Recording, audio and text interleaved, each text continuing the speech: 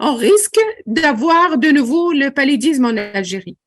C'est la raison pour laquelle on doit être vraiment très, très vigilant et qu'on maîtrise surtout la riposte face à un cas de paludisme. À cet effet, nous avons invité Dr Smith, qui est notre personne ressource, notre experte en la matière, et qui a contribué dans la certification, de venir nous parler un peu de la prise en charge. La prise en charge dans sa globalité, donc aussi bien la prise en charge du cas que de la chimioprophylaxie. Mais avant cela, j'ai demandé à Dr Lamali, qui est la responsable du programme national de lutte contre le paludisme, de faire un petit rappel sur toutes les instructions qui ont été mises en place et qu'on doit les appliquer pour faire face à un cas éventuel.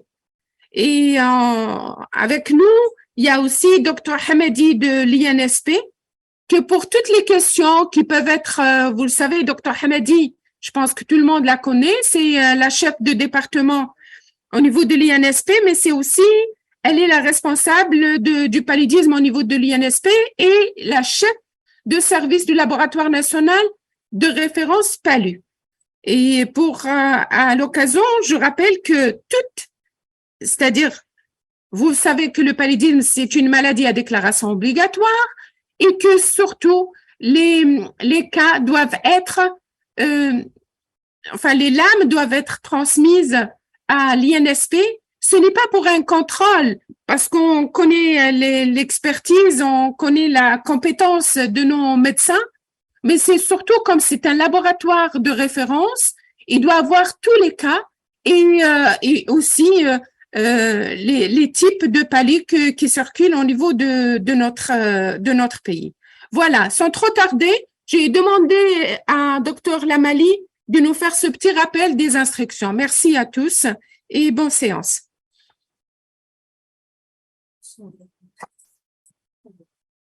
Il y a un problème de son.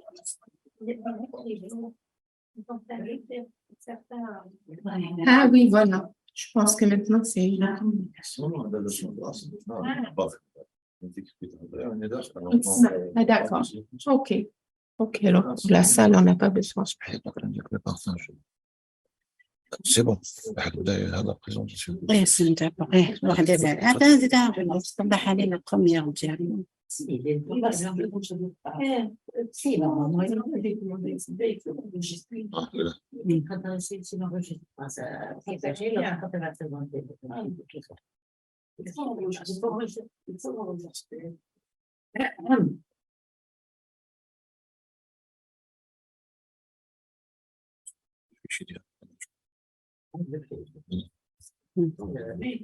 Les externalités, parce que prévention du paludisme, c'est de vaccination.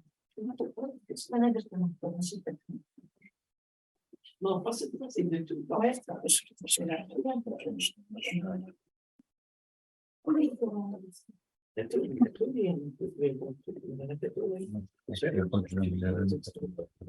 Normalement.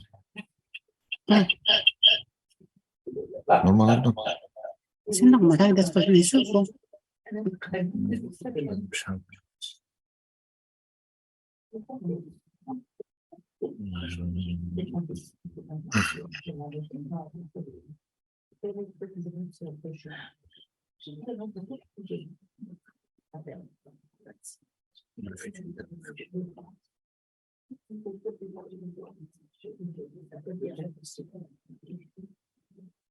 S'il vous plaît, n'hésitez pas à poser toutes vos questions sur le chat et donc pour vous répondre.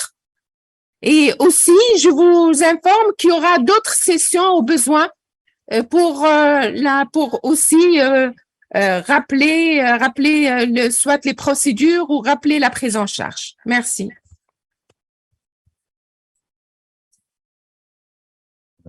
Ça a été enregistré. Pardon? Bon, justement, c'est fait déjà.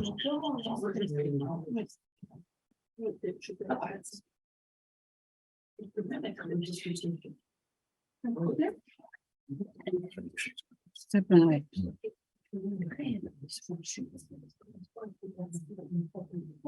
C'est mieux, oui.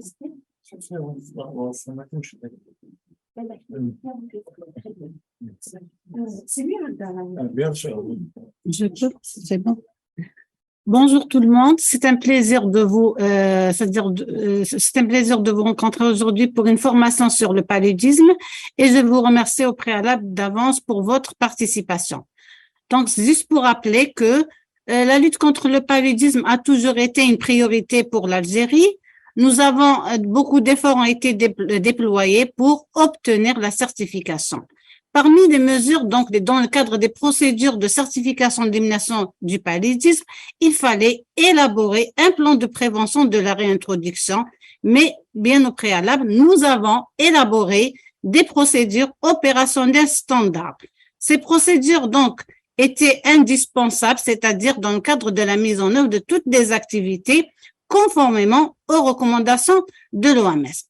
Donc, comme vous le savez, l'Algérie a été certifiée en 2019 et ce plan de prévention de réintroduction, il vise à prévenir toute éventualité de reprise de la transmission locale, puisque nous avons été certifiés à avoir éliminé la transmission locale, et en même temps assurer une riposte rapide et efficace en présence de tout cas de paludisme avec des stratégies nationales adaptées. Donc, le but de ce plan de prévention de réintroduction, c'est de maintenir l'Algérie exempte de paludisme, mais donc avec la mise en œuvre des interventions efficaces, mais aussi avoir 0 décès par paludisme.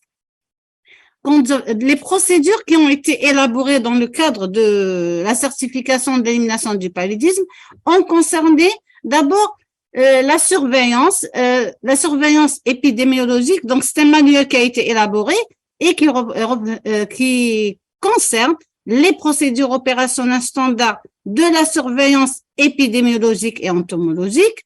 Nous avons élaboré aussi des procédures opérationnelles standards du diagnostic biologique du paludisme et en parallèle, nous avons élaboré des procédures de lutte intégrées contre les vecteurs. Mais en parallèle, nous avons actualisé le guide de prise en charge du paludisme. Donc, pour la mise en œuvre de tous ces manuels, de toutes ces procédures, il était indispensable d'élaborer des instructions de mise en œuvre des procédures qui ont été diffusées. Juste pour rappel, donc, une instruction numéro 4 du 18 mars 2019 qui était relative à la surveillance épidémiologique et entomologique pour l'élimination et la prévention de la réintroduction du paludisme. Il fallait aussi normaliser les supports d'information de suivi et d'évaluation donc du paludisme dans le cadre de l'élimination. Une instruction numéro 6 du 18 mars aussi a été diffusée et qui a concerné les procédures de diagnostic biologique du paludisme. Bien sûr, une instruction relative aux directives nationales de prise en charge thérapeutique et de chimioprophylaxie du paludisme a été élaborée en 2018 et diffusée à tous les établissements. Donc, telles sont les instructions qui ont été élaborées et diffusées pour la mise en œuvre des procédures.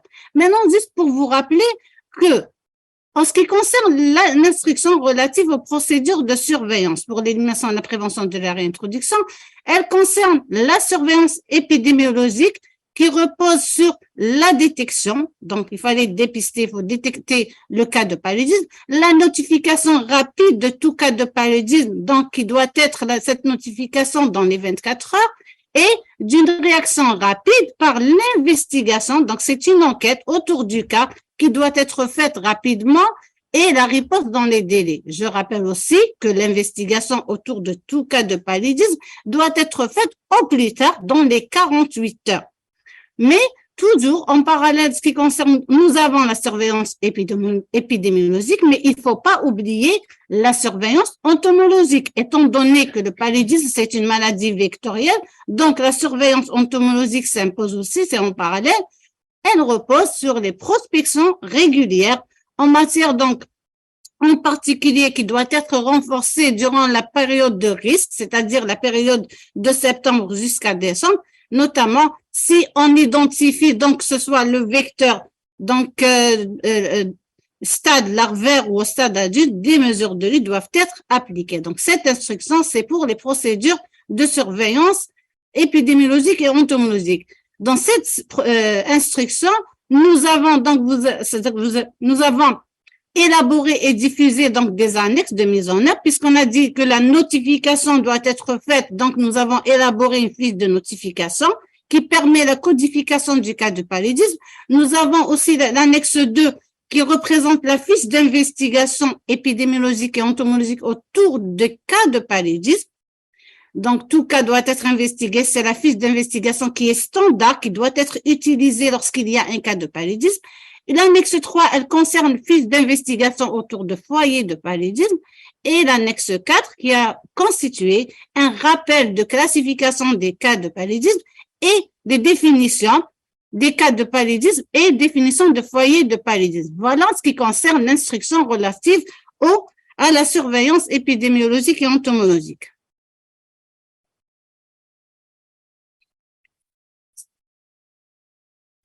En ce qui concerne, bien sûr, nous avons dit que nous avons élaboré des procédures opérationnelles standards. Il fallait aussi normaliser les supports d'information. Donc, nous avons normalisé, nous avons tous les supports qui concernent l'enregistrement des données par rapport du paludisme. Donc, il fallait donc normaliser le registre de la... Eh bien sûr, oui. Donc, voilà, c'est le registre. Donc, l'annexe, dans cette instruction, l'annexe 1, elle a concerné le registre de laboratoire et l'annexe 2, le registre de cas de paludisme. Bien sûr, un registre de cas de paludisme doit être disponible au niveau de CEBEP et un registre de cas de paludisme doit être disponible au niveau de la DSP. L'annexe 3, elle concerne le registre de contrôle qualité donc du diagnostic de paludisme. Et donc, un registre de contrôle de qualité doit être disponible au niveau du service du CEMEP de chaque établissement et un registre de contrôle qualité au niveau de la DSP.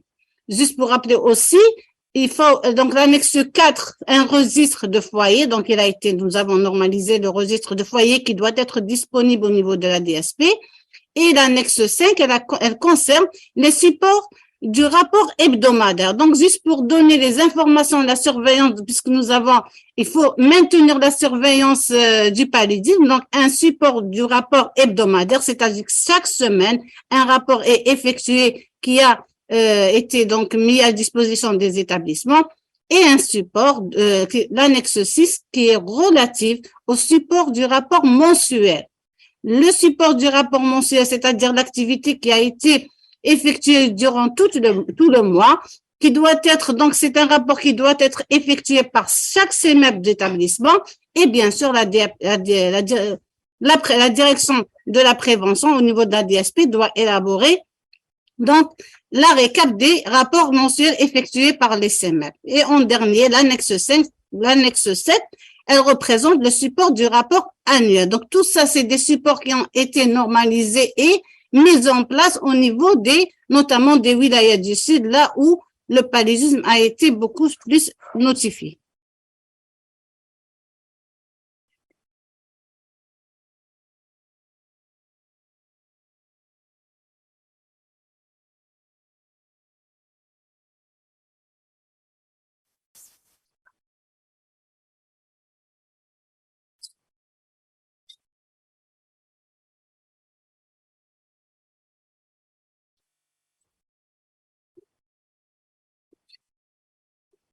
Donc, toujours dans le cadre donc, étant donné,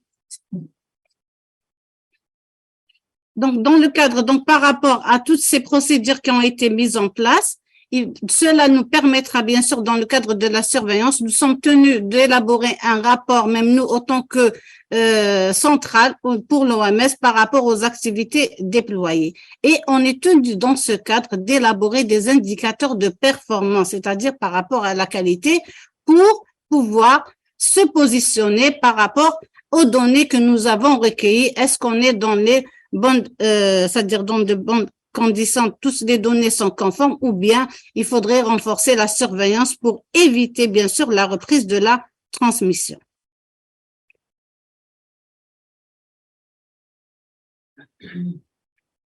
Donc, je dirais pour terminer que l'Algérie, elle a été certifiée avoir éliminé le paludisme. Cependant, notre but, c'est de maintenir cet acquis. Donc, il faut le préserver et sans oublier le but le plus important, c'est d'obtenir 0 décès par paludisme. Je vous remercie. Merci, docteur Lamali. Voilà, si vous avez des questions, si vous n'avez pas les procédures, on pourra toujours, parce je pense qu'il y a un petit souci, parce que toutes les procédures, toutes les instructions, le plan, le guide sont disponibles sur le site. Mais je pense qu'il y a un petit souci d'accès au site. Je ne sais pas parce qu'on n'arrive pas. Je vais voir avec la DSI pour vous donner le lien éventuellement pour toutes ces procédures et ces instructions. Maintenant, j'appelle Dr Smith pour nous parler de la prise en charge du cas de Palu. Dr Smith, merci. Merci.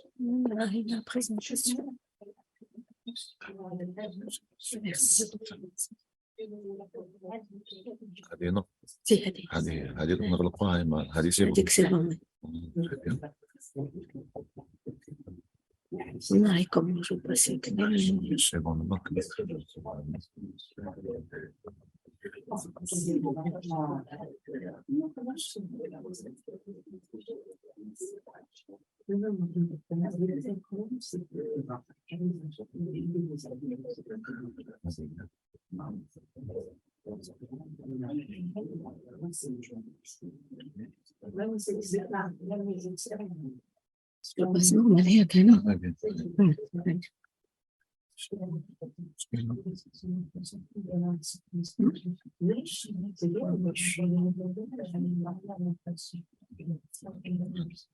D'accord. Donc, c'est pas...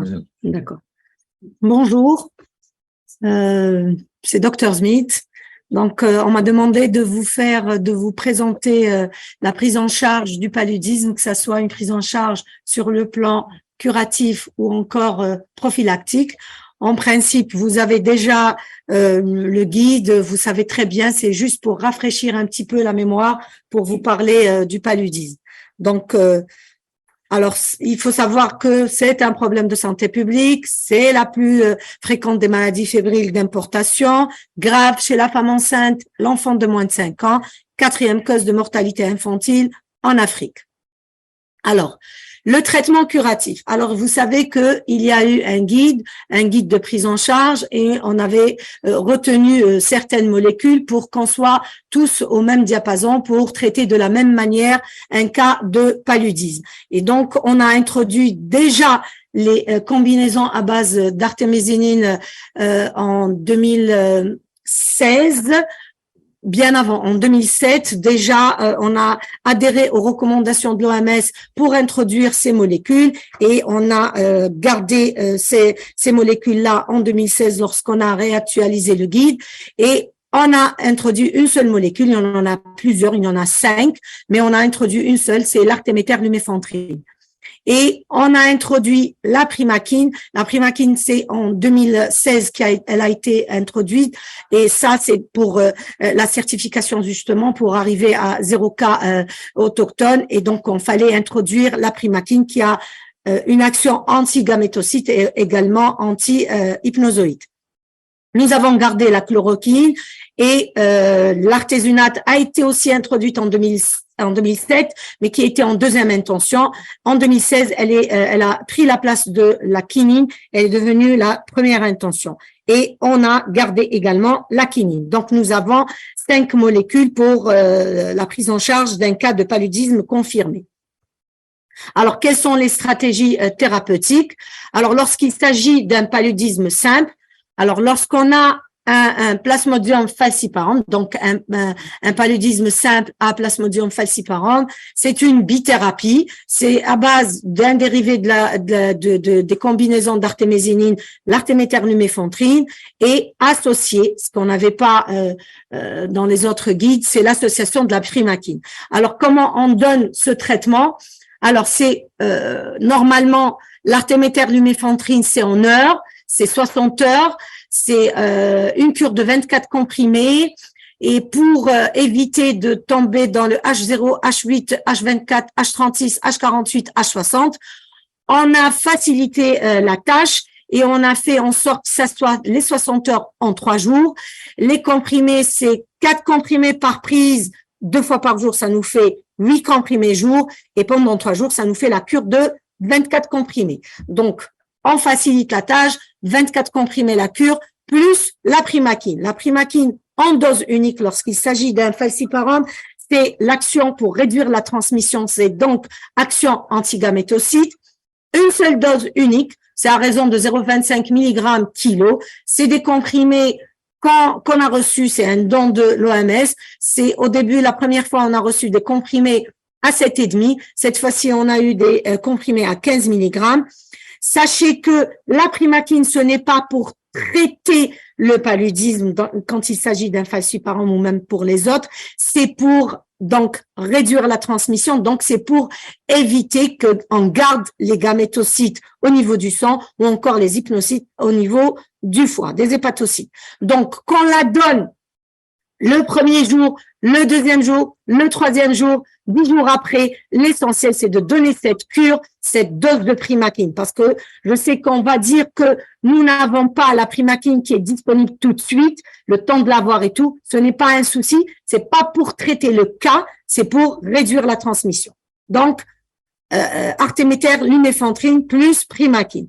L'alternative, comme toujours, on a gardé notre quinine qu'on donne pendant 7 jours. C'est des comprimés à 500. Donc, c'est un comprimé 3 fois par jour, toutes les 8 heures, c'est 1,5 g de quinine, toujours associé à cette dose de primaquine, une seule dose de primaquine. Lorsqu'il s'agit d'un Vivax ou d'un Ovalé, c'est toujours une bithérapie, mais là, ce n'est plus la bithérapie à primaquine, un seul jour, une seule dose, c'est 14 jours, c'est une action anti-hypnozoïde, donc c'est pour aller vers les hépatocytes, pour détruire, c'est pour ne pas avoir ces rechutes-là qu'on peut avoir avec le Vivax et l'Ovalé. Et là aussi, ce n'est pas automatiquement le premier jour, le deuxième jour, il faut juste faire cette cure de 14 jours, c'est très important. L'alternative, c'est toujours la chloroquine qu'on a gardée comme alternative pour ne pas dire qu'on ne peut pas laisser un paludisme évoluer à son propre compte. Si je n'ai pas l'artéméter-luméfantrine, et chose qui n'est pas normale de ne pas avoir l'artéméter-luméfantrine, on peut donner quand même la chloroquine, et la chloroquine aussi, on doit l'associer à la primaquine, à la chloroquine associée à la primaquine. Alors, lorsqu'il s'agit d'un malaret ou d'un nolésie, alors c'est une monothérapie, c'est l'artéméter-luméfantrine, toujours le même principe, la cure de 24 comprimés pendant 3 jours. Et si je n'ai pas cette artéméter-luméfantrine, je passe à la chloroquine pendant 3 jours. Là, c'était le paludisme simple, donc qu'il soit aphasie, avivax, ovalé ou nolésie ou malaret, c'est vraiment un schéma thérapeutique qui est très simplifié. Maintenant, lorsqu'on se retrouve devant un paludisme grave, alors le paludisme grave, c'est en principe l'hospitalisation en soins intensifs. Parce qu'à tout moment, même s'il vient le malade en marchant, à tout moment, il peut compliquer, il peut se retrouver entraîné ou avoir un coma. Et donc, on est obligé de le mettre en soins intensifs parce que l'évolution est imprévisible. Et puis, ce qui est important, c'est la voie parentérale qui est obligatoire au moins les premières 24 heures, qu'elle soit IV ou IM, mais de préférence, la voie IV est préférable. Mais si on n'arrive pas à avoir la voie intraveineuse, on peut donner notre artésunate, qui est le traitement de choix, et c'est le dérivé de l'artémisinine qui est obligatoire, on adhère aux recommandations de l'OMS, on peut le donner quand même en IM. C'est aussi simplifié. Donc, on a l'artésunate injectable, c'est la posologie 2,4 mg kilo et on donne le premier jour 3 doses. Donc, les premières 24 heures, c'est 3 doses. Ensuite, on passe au jour suivant à une seule dose, donc une fois par jour. Première 24 heures, 3 doses. Par la suite, c'est une dose par jour. Ensuite, quand est-ce qu'on passe à la voie orale? Alors, c'est en fonction de l'évolution du malade. Si le malade se réveille, le malade ne vomit pas, le malade se sent mieux, on peut passer à la voie à la voie orale. Sachez que si le malade ne se réveille pas, ce qu'on peut donner comme artésunate pendant 7 jours. Donc, la dose maximale, la durée maximale, elle est de 7 jours. On ne dépasse pas les 7 jours, même si le malade ne s'est pas réveillé. Ça veut dire que s'il ne s'est pas réveillé, ça veut dire qu'on a commencé trop tard, qu'on a donné tardivement notre traitement, que notre diagnostic a été fait tardivement, que notre prise en charge a été faite tardivement. Et donc, la cascade inflammatoire s'est installée, elle évolue, on ne peut plus rien faire. Donc, même si vous faites votre goutte épaisse et elle est négative au 7e jour, le malade ne se réveille pas, ce n'est pas la peine de continuer et de donner l'artésunate. L'artésunate, durée maximale, 7 jours. Donc, on fait l'artésunate injectable, on passe à la voie orale par quoi? Par l'ACT. L'ACT, c'est la molécule qu'on a choisie, l'artéméter-luméfantrine. C'est toujours notre cure de 24 comprimés. C'est toujours notre cure de 3 jours avec les 8 comprimés jour pendant 3 jours. Nous n'avons pas l'artésunate et on ne peut pas laisser le malade évoluer à son propre camp. On peut donner, comme avant, la quinine avec dose de charge, dose d'entretien. Là aussi, si on fait le relais, on passe à la voie orale, notre malade va mieux, on passe à la voie orale. Soit on garde la même molécule, c'est-à-dire quinine qui est injectable, on passe à la quinine comprimée, et donc c'est toujours un comprimé 3 fois par jour, comprimé à 500 mg. On fait notre cure de 7 jours avec l'injectable. Maintenant, je n'ai pas la quinine comprimée, je passe à mon ACT qui est l'artéméter-luméfantrine et c'est toujours ma cure de 3 jours, cure de 24 comprimés. Voilà le traitement d'un paludisme grave. Alors, à côté, bien sûr, puisque c'est un paludisme grave, à côté, il y a le traitement symptomatique en fonction de ce que j'ai comme symptomatologie. Si j'ai des convulsions, je traite mes convulsions. Si j'ai une hypoglycémie, mon hypoglycémie. Si j'ai une anémie sévère, je transfuse, etc. Je corrige les troubles ioniques, etc. Maintenant, ma surveillance doit être vraiment très rigoureuse. C'est l'état de conscience, c'est les constantes vitales, c'est le monitoring de la glycémie, c'est mon bilan, la glycémie, l'urée, la créa, etc. Donc, c'est un malade de réanimation. Voilà. Alors, cas particulier, la femme enceinte. Alors, la femme enceinte, le premier trimestre. Alors, lorsqu'il s'agit d'un Vivax, d'un Ovalé, d'un Malaré, d'un Olésie. Donc, en dehors de ce qui est falciparum. Si c'est au cours du premier trimestre, alors il faut savoir qu'au cours du premier trimestre, la molécule qui est interdite, c'est l'ACT. L'ACT, ça veut dire l'artéméter-luméfantrine. C'est contre-indiqué au cours du premier trimestre. Ce qui est contre-indiqué durant toute la grossesse, c'est la primaquine. Donc, qu'est-ce que je donne lorsque j'ai les 4 espèces? Je donne de la quinine comprimée seule, c'est-à-dire que je ne donne pas la primaquine. Je donne que de la quinine pendant 7 jours. Maintenant, si je suis en dehors du premier trimestre, je suis au 2e et au 3e trimestre, je peux donner mon artéméter-luméfantrine, mais toujours seule, puisque la primaquine est contre-indiquée durant toute la grossesse. Maintenant, je me retrouve avec un falciparum, mais une forme simple, c'est-à-dire que je ne suis pas dans la forme grave. Là, c'est une bithérapie, mais la bithérapie ici change, puisque au premier trimestre, l'artéméter-luméfantrine est contre-indiqué, je donnerai de la quinine. Puisque la primaquine est contre-indiquée, je donnerai de la clindamycine.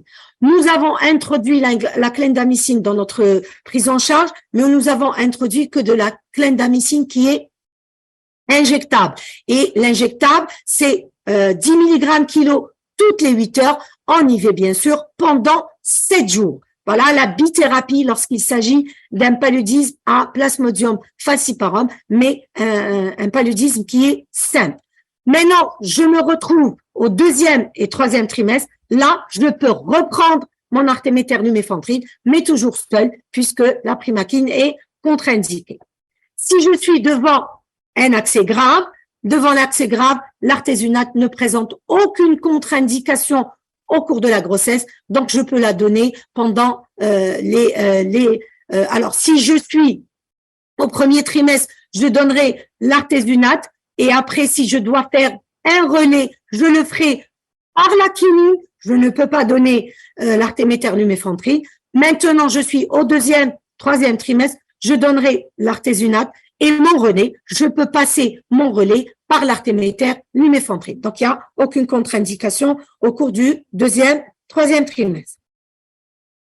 Alors, lorsqu'il s'agit d'un enfant, alors, la seule différence par rapport à l'adulte, c'est que je passe pour l'artésunate, je passe au lieu de 2,4 mg kilo 3 fois le premier jour, une dose à partir du 2e jour, je passe à 3 mg kilo. Et ça, c'est en fonction de l'âge, lorsque je suis à moins de 5 ans ou encore je suis à moins de 20 kilos. Donc là, la posologie augmente et on est à 3 mg kilo.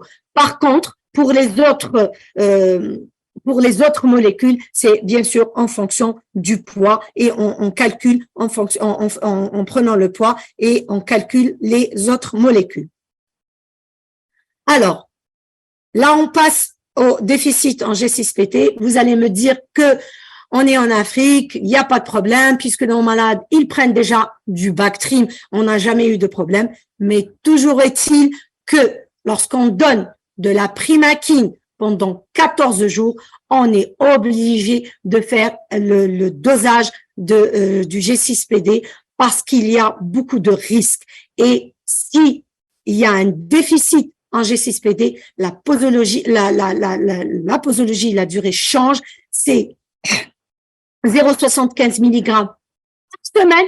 Ce n'est plus de 0,25 tous les jours, c'est par semaine et ce n'est plus 14 jours, c'est pendant 8 semaines. Donc, ça change complètement, la prise en charge change complètement. Maintenant, lorsqu'il s'agit d'une seule dose de primaquine, lorsqu'on est devant le falciparum simple, le paludisme simple, il n'y a pas de souci, on peut donner, on n'a pas besoin de faire le dosage du G6PD.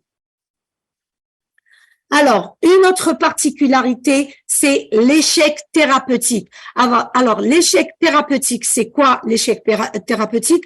C'est une définition qui est bien claire.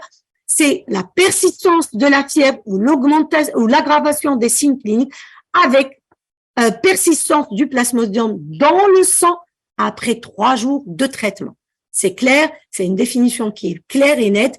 Ou encore, la réapparition du plasmodium dans le sang après traitement, avec ou sans symptomatologie clinique. Ça veut dire que j'ai eu une goutte épaisse de contrôle qui était négative, et lorsque je refais celle du 7e jour ou du 28e jour, je me retrouve avec une goutte épaisse qui est positive. Donc, il faut qu'elle se négative pour que et elle se repositive pour qu'on puisse parler d'un échec thérapeutique. Et là, l'échec thérapeutique, c'est soit la mauvaise observance, c'est-à-dire que le malade n'a pas pris correctement son traitement, soit c'est une posologie qui est inadéquate, on n'a pas calculé correctement la posologie, soit c'est des vomissements, soit c'est une instabilité du médicament, c'est un médicament qui n'a pas été conservé correctement, soit c'est une résistance, c'est une pharmacorésistance. Là, il faut faire très attention pour poser c'est-à-dire pour dire que c'est une résistance. Donc, d'abord, éliminer la mauvaise observance, éliminer une posologie qui est inadéquate, éliminer la personne qui n'a pas pris correctement parce qu'elle vomit, pour aller, ou encore l'instabilité du médicament qui n'a pas été bien conservé, et pour aller vers ce qu'on appelle la résistance. Alors, la prise en charge de cet échec thérapeutique, c'est quand il s'agit d'une posologie qui était inadéquate, de vomissements, mauvaise observance, là, il faut reprendre le même schéma thérapeutique, bien sûr, avec une très bonne surveillance. Dans les autres cas, ça veut dire que j'ai eu un médicament et il a été mal conservé, donc un traitement qui est un médicament qui est mal conservé, ou encore j'ai une résistance, là je dois changer complètement la thérapeutique et là je mettrai de la quinine associée à la doxycycline quand il s'agit d'un enfant de plus de 8 ans et lorsqu'il s'agit d'une femme qui n'est pas enceinte. Sinon, je mettrai de la quinine associée à la clindamycine lorsqu'il s'agit d'un enfant de moins de 8 ans et lorsqu'il s'agit d'une femme enceinte. Voilà la prise en charge initiale d'un paludisme, qu'il soit grave, qu'il soit simple. Ensuite, il y a le suivi du patient. Alors, le suivi, vous savez très bien qu'on doit faire notre goutte épaisse frottis sanguin, bien sûr, avant le diagnostic. Ensuite, on l'a fait à J3, à J7 et à J28. Sachez qu'à J3, elle peut ne pas être négative, mais elle doit diminuer au moins de 25%. Et ce qu'il faut demander lorsqu'on vous donne la goutte épaisse, qu'on vous donne pas par les croix, parce que c'est pas un moyen de surveillance quand vous la donne avec les croix, il faut qu'on vous la donne avec des pourcentages. Ensuite, elle doit être négative à J7 de traitement. Sachez que lorsqu'on vous dit, après traitement, que vous avez la présence des gamétocytes au niveau de la goutte épaisse ou du frottis, ça ne veut pas dire que vous n'êtes pas bon, ça ne veut pas dire que c'est une rechute, ça ne veut pas dire que c'est le traitement qui est mauvais, il ne faut pas refaire une seconde cure de traitement. Puisque j'ai dit, pour dire qu'il y a rechute, il faut que ça soit négatif, ensuite séropositif.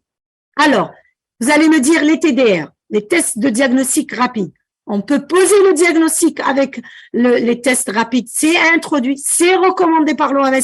C'est aussi, on peut le faire lorsqu'on n'a pas de microscopiste, lorsqu'on n'a pas un laboratoire et on doit avoir les TDR au niveau des urgences. On peut diagnostiquer, mais on peut pas faire le suivi parce que ça nous donne pas la goutte épaisse. C'est elle qui nous permet de faire ce suivi. Donc c'est très important pour le suivi. Il nous faut ce frottis et cette goutte épaisse.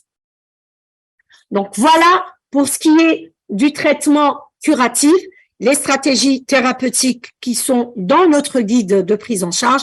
Maintenant, on peut passer à la prophylaxie qui est aussi un volet qui est très important. Et d'ailleurs, c'est pour ça que nous avons beaucoup de malades qui partent, qui voyagent, qui ne prennent pas cette prophylaxie ou qui ne la prennent pas correctement, et ces cas importants de paludisme d'importation qui sont à risque que notre paludisme sera réintroduit. Alors, quelles sont les mesures prophylactiques? On agit sur 3 volets. D'abord, sur l'infection, donc c'est la lutte anti-vectorielle. Sur la maladie, c'est la chimioprophylaxie. Et sur les décès, bien sûr, une prise en charge rapide et adéquate. Alors là aussi, il y a eu des molécules qui ont été introduites, qui sont qu'on doit utiliser. Il y a eu des molécules qu'on a enlevées et on a gardé la chloroquine. On peut pas ne pas la garder parce qu'on a toujours des sensibilités par rapport à cette molécule. Et on a mis l'atovacone proguanil, qui est une molécule très importante. On a rajouté la doxycycline.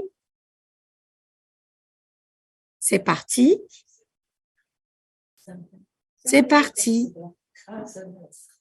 Non, moi je suis sur je suis en train de répondre. Ton document, partage. Je ne sais pas où est-ce qu'il est parti. Partager écran. Oui. Cela arrêtera le partage d'écran. Oui, oui, Oui, oui, voulez-vous continuer? oui, Voilà, donc tu reprends, oui. partager. Voilà.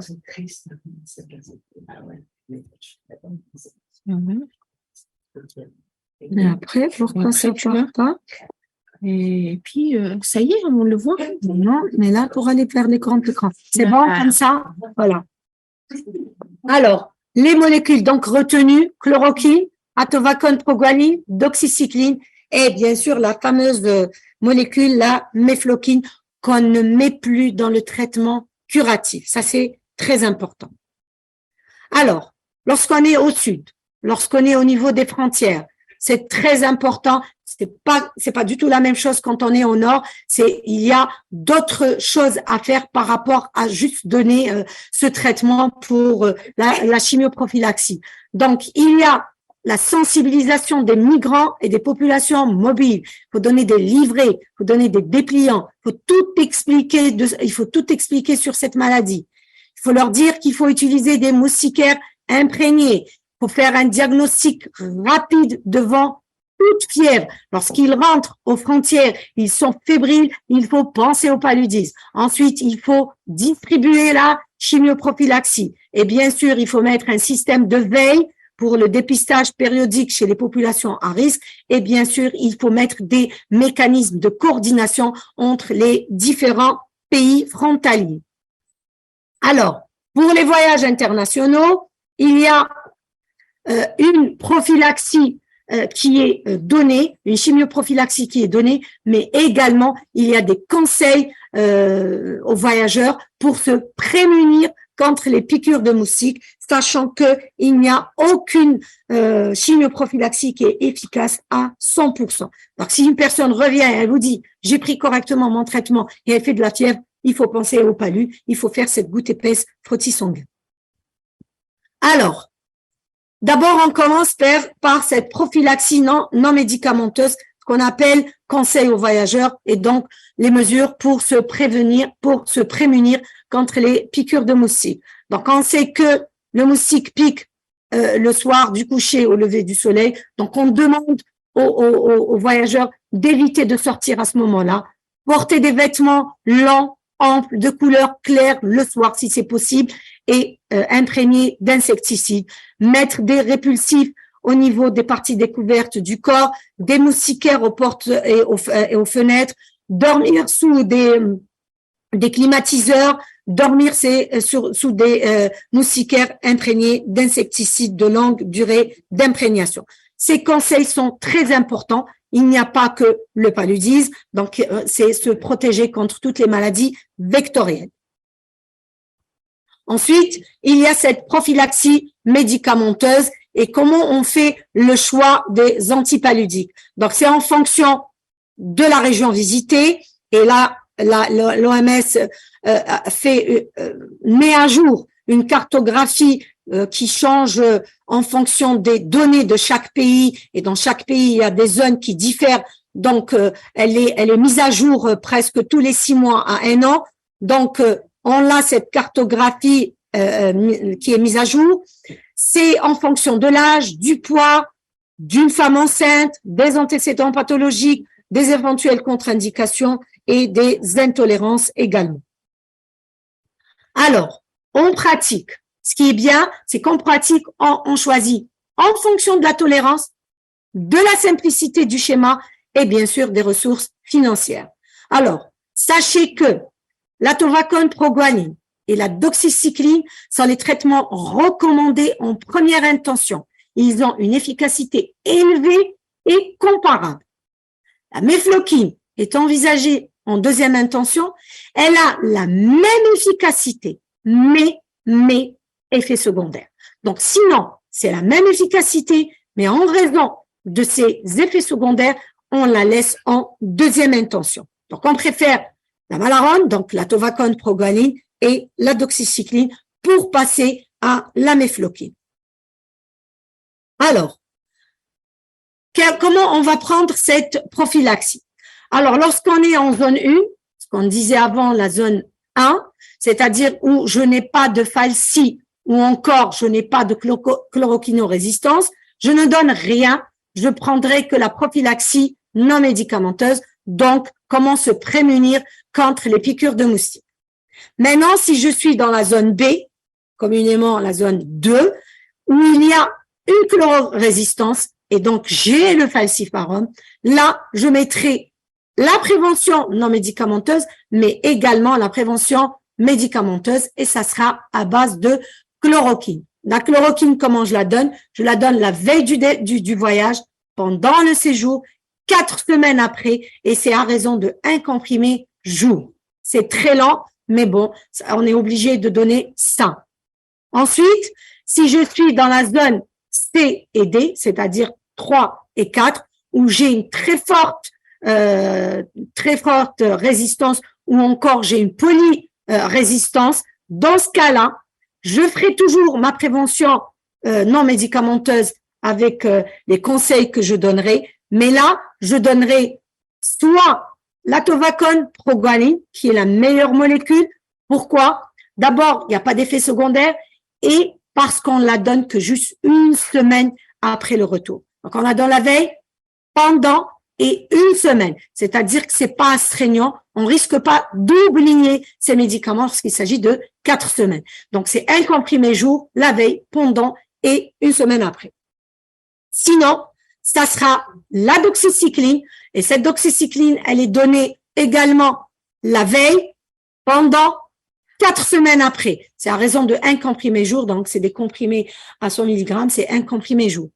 Sinon, donc on reste en 3e position, ça sera la mefloquine. Et dans ce cas-là, la mefloquine, il faut toujours la donner 15 jours, parfois on peut dire même 3 semaines avant le départ. Pourquoi? C'est pour apprécier sa tolérance, parce que c'est une molécule qui donne beaucoup de troubles digestifs et qui donne des troubles psychiatriques. Il y a des gens, ils sont passés même au suicide lorsqu'ils ont pris la mefloquine. Donc, on la donne 2 à 3 semaines avant pour évaluer sa tolérance. Si c'est bien toléré, on choisira 1 jour par semaine, le même jour, et on la donnera 1 fois par semaine avant, bien sûr, puisqu'on l'a donné les 20 jours avant. Ensuite, pendant le séjour, 1 fois par semaine, on gardera le même jour. Et lorsqu'on revient du voyage, ça sera 4 semaines. Ce n'est pas 3 semaines, c'est 4 semaines après et c'est toujours 1 fois par semaine et pendant 4 semaines. Donc, pour voir que la mefloquine, il faut vraiment la surveiller. Si on arrête, c'est comme si qu'on n'a rien pris. Voilà pour la prophylaxie en fonction, bien sûr, des zones visitées ou des zones de voyage. Alors, lorsqu'il s'agit d'un séjour de plus de 6 mois, c'est-à-dire qu'on peut donner jusqu'à 6 mois une prophylaxie, mais au-delà, ça ne sert à rien du tout de donner. D'abord, il y a des molécules qu'on ne connaît pas leur tolérance à long terme, comme l'Atovacone Proguanil. Et puis, il y a le problème des résistances. Donc, on dira pas de chimioprophylaxie, la prévention non médicamenteuse et puis consulter le plus tôt possible lorsqu'on a une fièvre. Lorsqu'il s'agit également de séjours itératifs de courte durée, par exemple les navigants, les hôtesses, etc., là aussi, pas de chimioprophylaxie, toujours la prévention non médicamenteuse et consulter lorsqu'il y a une fièvre rapidement, lorsqu'il y a une fièvre et ne pas passer à côté d'un paludisme. Donc voilà ce qu'on peut dire par rapport à la prise en charge, qu'elle soit curative ou prophylactique, pour dire que c'est une infection qui est redoutable, mortelle, mais qu'on peut éviter grâce à la prévention et qu'on peut guérir lorsqu'on y pense, on pose le diagnostic précocement et on traite rapidement. Et heureusement, on a été certifié, alhamdoulilah, en 2019. Il faut qu'on reste certifié toujours, longtemps et à vie, Inch'Allah. Merci. Et si vous avez des questions, on est là.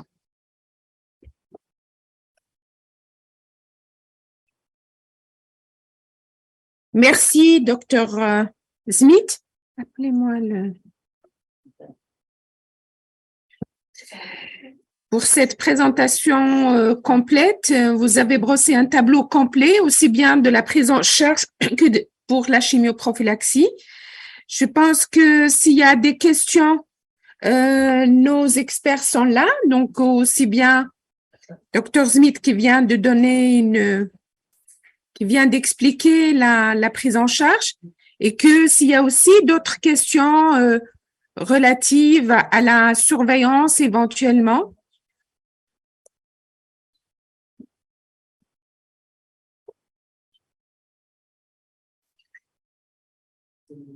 Alors, est-ce qu'il y a des questions? S'il y a des questions, alors vous pouvez toujours lever la main afin que tout le monde profite de cette réponse. Voilà. Il y a beaucoup de personnes te félicite, Dr Smith, et à mon tour de te féliciter aussi pour la qualité de ta présentation qui était très claire. Et moi, je pense que c'est surtout les personnes pensent. Il y a une question sur la toxicité. Je pense que tu en as parlé, mais si tu as quelque chose à rajouter. Il parle des insecticides. Les insecticides. Alors. C'est pas long terme, les insecticides, c'est pas. On fait des mais tu viens pour qu'ils entendent. Non, elle parle pas de la clindamycine, elle parle des insecticides. Les insecticides ne sont pas des insecticides. Ouais, ils sont pas utilisés à long terme. C'est lorsqu'on fait les prospections, lorsqu'on est en période de transmission, où on va et on met les insecticides intradomiciliaires, etc. Donc c'est pas quand on fait on a un voyage, c'est pas à long terme le voyage. Donc si on dort sous des moustiquaires imprégnés d'insecticides, et c'est pas à long terme, c'est vraiment le moment du voyage, le moment de. Et puis il y a actuellement des insecticides qui sont pas toxiques. Il y a d'autres. Voilà, et il y a le dosage et il y a des insecticides qui ne sont pas toxiques aussi. Voilà. Oui, alors j'en parlerai quand même. Moi, je le parle aux étudiants, donc je dois le parler là. Alors, la vaccination, c'est vrai que la vaccination a été recommandée en octobre 2021 ou 2022.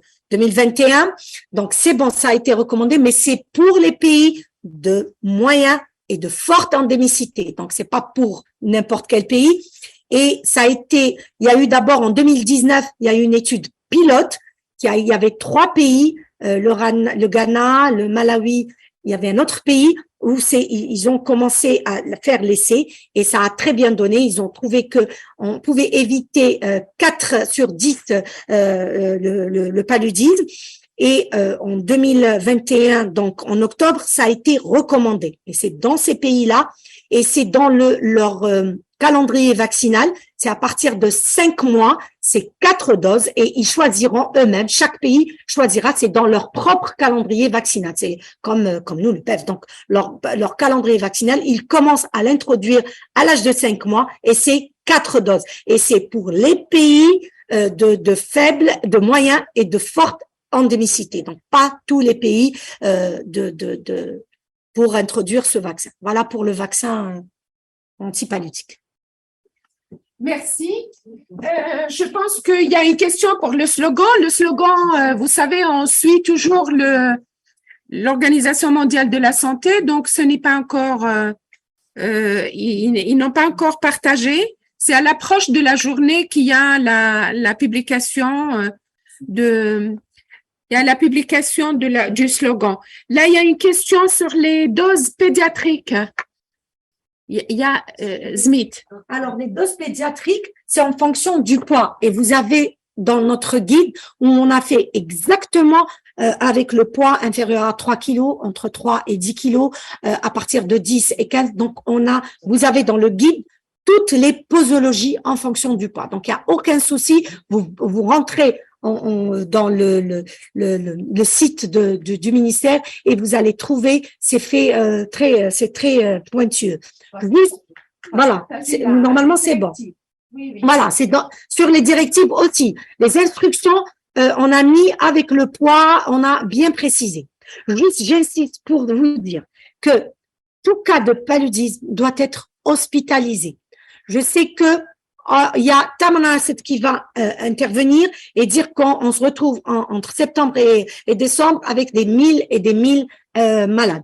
Alors, il y a des indications pour l'hospitalisation, même si on peut pas le faire, c'est les personnes âgées, comorbidités, femmes enceintes et enfants de moins de 5 ans.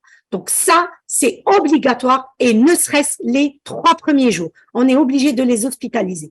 Et les autres wilayas où on n'a que 1 à 2 qu'on retrouve, l'hospitalisation est obligatoire. C'est juste pour vous dire qu'on est obligé de faire la goutte épaisse du 3e jour et au moins celle du 7e jour. Ensuite, rappelez le malade pour faire la 28e. Et j'insiste aussi sur un élément qui est important, c'est par rapport à la mefloquine. La mefloquine, nous n'avons plus le droit de l'utiliser dans le curatif. C'est bon. On l'a gardé dans le préventif et même dans le préventif, dans quelques temps, ça va disparaître, on va plus l'utiliser. Donc, la mefloquine, plus jamais dans le curatif. C'est 2017. C'est 2017. C'est celui où on a commencé à refaire lorsqu'on a demandé notre certification. C'était en 2016. Ah oui, la répartition selon les zones, c'est rentré vraiment dans le site OMS. C'est une cartographie qui est mise à jour à chaque fois. Pourquoi? Parce qu'il y a des pays, par exemple, prendre des pays où ils ont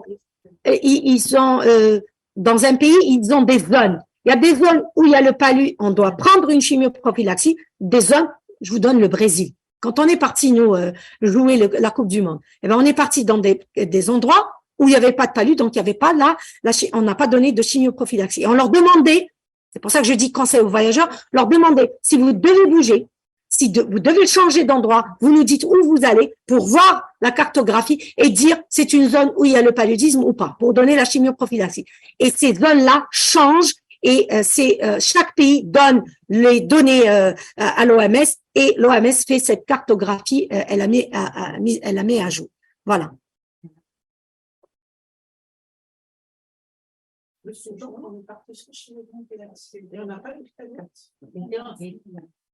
C'est écrit là. La rechute, parce qu'il faut insister sur la rechute, parce que c'est des... Ah, j'ai dit les rechutes, j'ai expliqué qu'il y avait le Vivax et le Valet qui donnaient les rechutes parce qu'ils sont au niveau du foie, ils restent à l'état qui sont au niveau du foie et c'est pour ça qu'on donne la primaquine, elle est anti-hypnozoïde. Et pourquoi on donne dans le Falsi? C'est parce que aussi un anti-gamétocide, c'est pour arrêter la transmission du paludisme. Donc, c'est grâce à la primaquine qu'on peut agir contre les rechutes.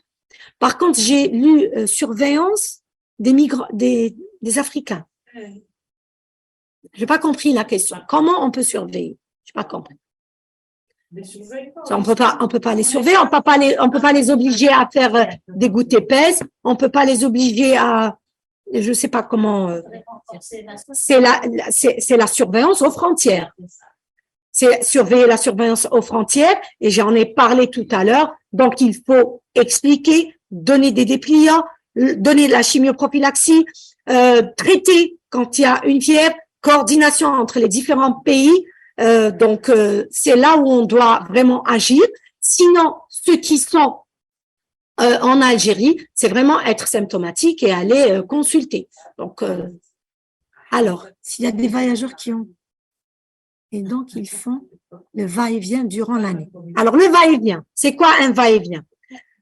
Si je prends, par exemple, une personne qui part, qui reste une semaine, qui revient, au bout d'une semaine, elle part. Elle a même pas encore fini sa première cure pour commencer la deuxième. Donc, on ne donne pas. Maintenant, si c'est un va-et-vient, on part une semaine, mais pour repartir, c'est dans 4 mois, je donne ma prophylaxie.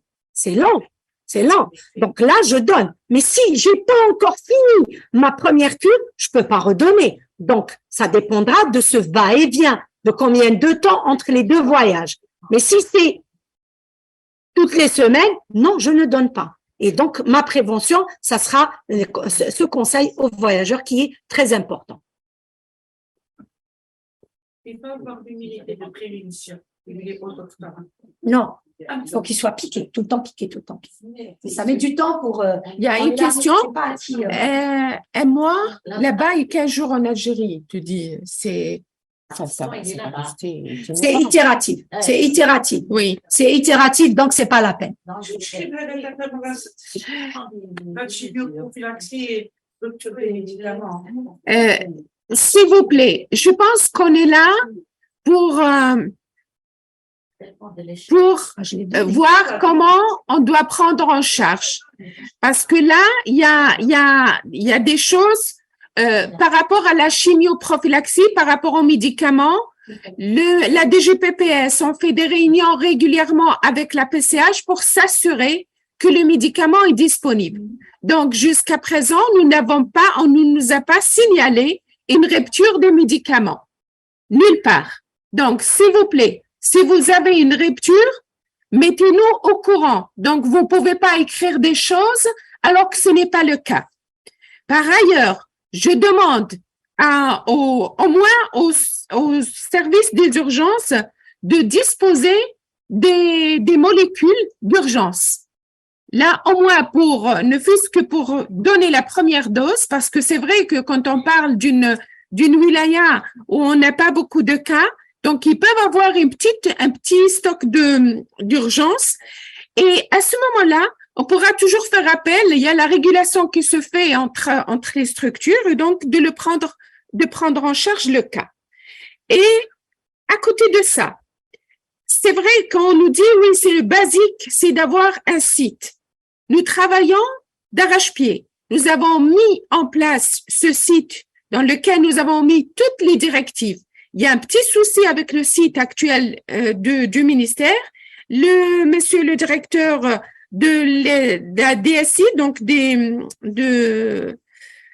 système d'information, donc il nous a promis qu'il travaille dessus pour l'améliorer, pour une meilleure visibilité aussi de ce site. Mais en attendant toutes les directives, parce que je l'ai mentionné que les documents ils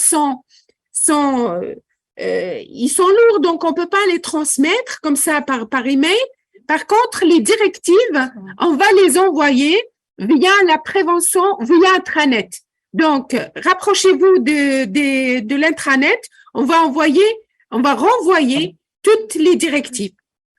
Mais pas les SOPs, parce que c'est vraiment des documents qui sont costauds, qui sont lourds, donc on ne pourra pas les envoyer par intranet, ça ne passe pas. Par contre, les directives, on va le faire en attendant de régler le problème du site. Je vais juste dire quelque chose. J'ai lu que vous avez dit que l'Atovacone Proguanil n'est pas disponible. C'était national, mais c'est bon, c'est rentré au niveau de la PCH, elle est disponible. Donc, on avait un souci par rapport, il n'y avait aucune chimioprophylaxie pour vous dire. Il n'y avait même pas la méfloquine. Donc, maintenant, c'est rentré, c'est au niveau de la PCH. Juste par rapport à la primaquine, quand on dit que je n'ai pas de primaquine.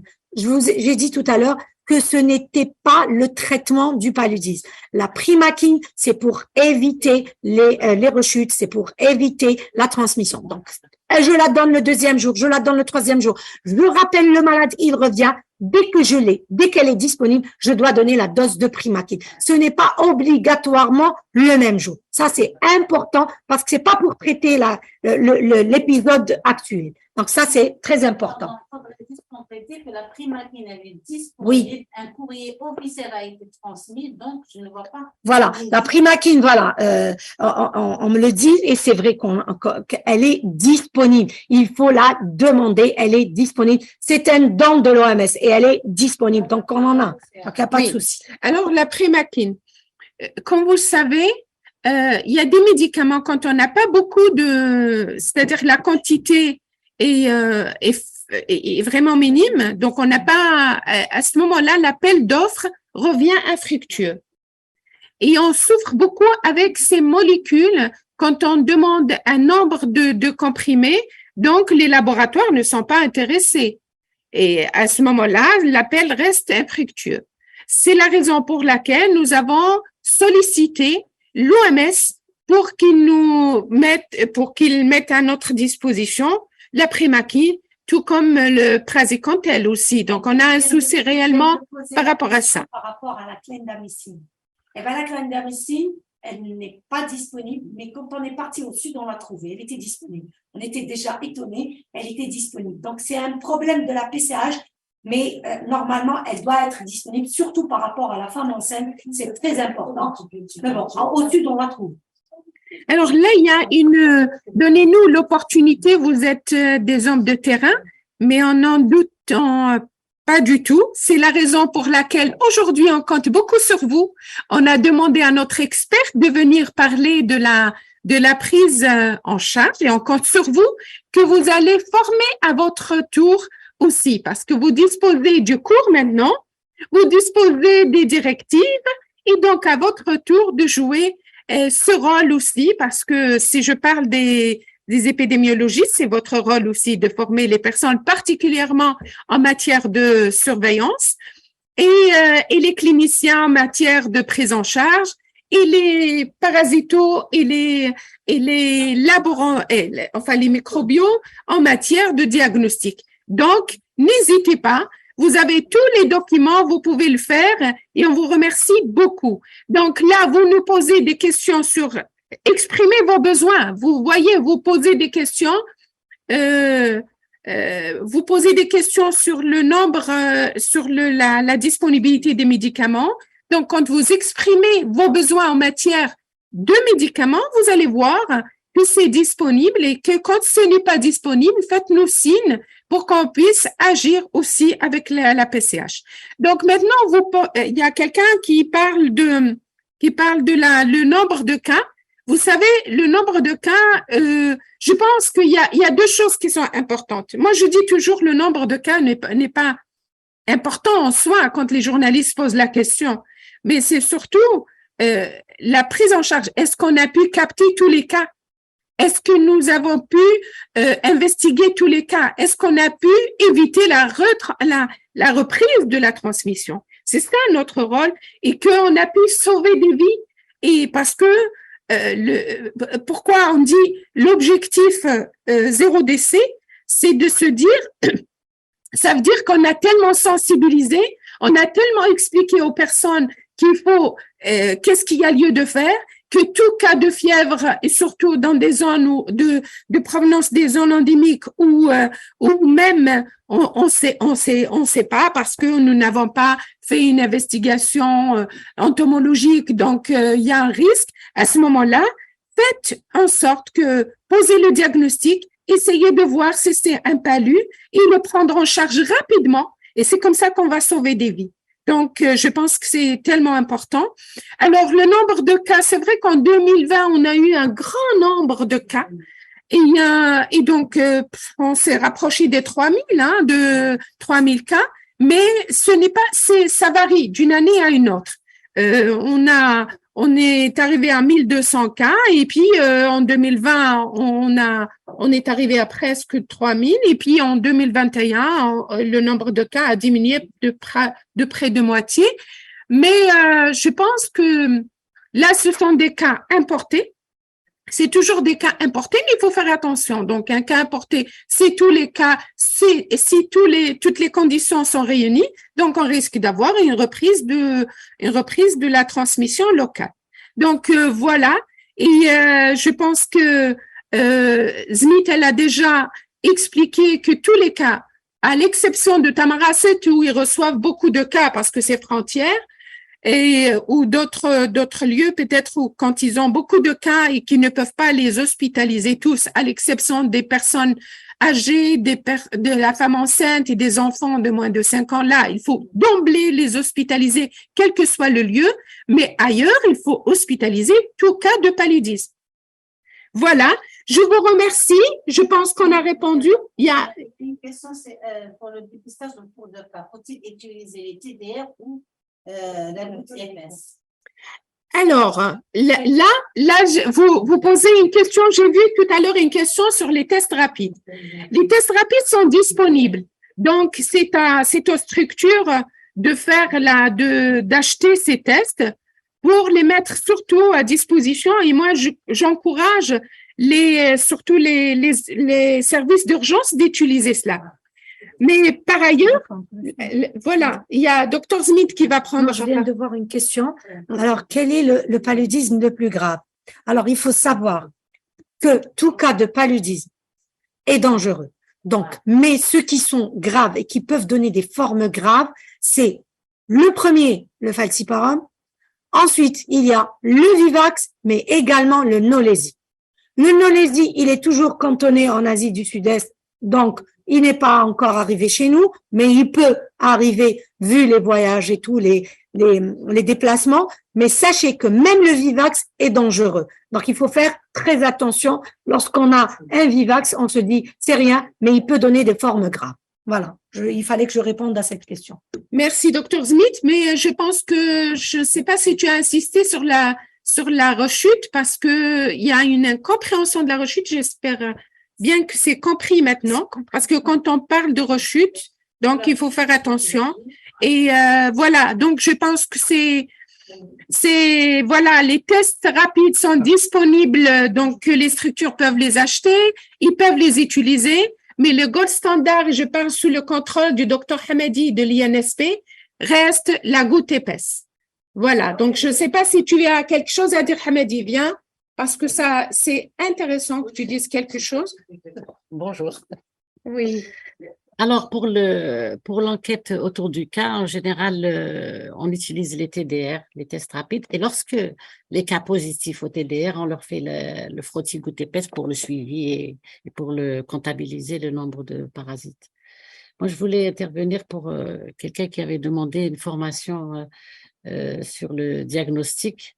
Donc, nous avons, normalement, on a projeté de faire on a programmé une formation pour, avant le Ramadan, entre le 8 peut-être et le 15, sur la surveillance concernant la microscopie et l'entomologie du paludisme. Et puis, qu'est-ce que je voulais dire? Pour ce qui concerne les TDR, nous avons des fournisseurs qui vont nous contacter et je pense que c'est c'est structure de l'acheter et de commander. Oui, on va mettre à disposition quelques tests, mais c'est surtout les structures de l'acheter, ça fait partie du diagnostic. Alors là, Hamadi, il faut dire que par rapport à la formation des microscopistes, on favorise beaucoup plus les zones du sud, là où il y a le plus de risques. Mais si besoin est au niveau du nord, on peut toujours, tu peux toujours les associer. Ce qu'on fait, on associe toujours quelques personnes du nord. Voilà. On prend le sud et on prend, vu le nombre, on rajoute toujours 2 ou 3 personnes du nord à chaque fois. Parce que dans les procédures standards opérationnelles, il faut se dire qu'il y a 2 choses. Donc, il y a la formation de base, mais il y a un recyclage toutes les 2 années. Donc, il faut absolument un recyclage. Et puis, il y a aussi la lecture. La double lecture, on est un petit peu embêté par le recrutement, je pense, au niveau du Sud. Il y a un manque de personnel dans certains laboratoires parce qu'on doit faire la double lecture. Des fois, ça s'arrange entre le PH, laboratoire de l'EPH. Formation de laboratoire. Oui. Voilà, c'est la liste qu'on va prendre puisque vous êtes. Ça va être. Voilà. Je pense qu'on va. On a fait le tour de la question. Donc, n'hésitez pas. S'il y a des questions encore, vous pouvez toujours nous contacter par prévention.mdo@gmail.com. Donc, vous avez cette adresse email. Vous avez les coordonnées aussi de l'INSP pour pouvoir, si vous avez des questions relatives au diagnostic. Et donc, nous, au niveau aussi, on reçoit des questions, des demandes quelconques sur la prévention.mdo. On va contacter les experts, Dr Hamadi ou Dr Smith, pour pouvoir répondre à vos... Et aussi, en matière d'entomo, s'il y a besoin aussi, donc on pourra toujours voir avec l'INSP, avec l'IPA, pour la formation des entomologistes. Voilà, je vous remercie et on se donne rendez-vous très bientôt pour une autre thématique. Moi, j'étais ravie de voir toutes ces personnes présentes et on compte sur vous de transmettre aussi l'information. Merci beaucoup et à très bientôt. Merci Smith, merci Hamadi, merci Lamali, merci à tous. Merci.